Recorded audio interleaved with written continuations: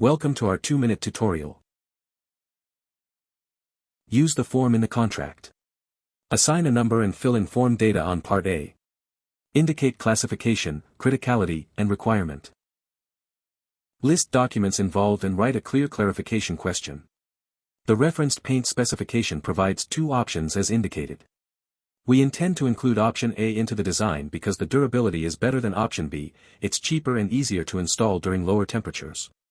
Please confirm that option A choice is acceptable. Should you wish to install option B, then this may result in a variation request.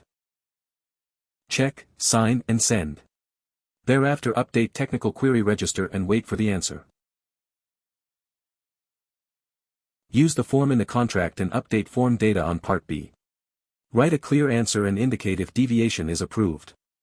State if answer constitutes a variation or not. Provide reason for rejection and instruct contractor to proceed. Attach any reference documents. We hereby inform you that option A is not acceptable. We confirm that option B shall be included into the design and shall be installed. Please note that in section 1.0 of the specification it states, in the event of any discrepancy, the requirement imposing the highest standard of performance or quality shall prevail.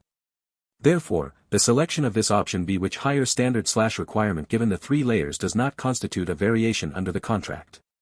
Contractor shall proceed without delay.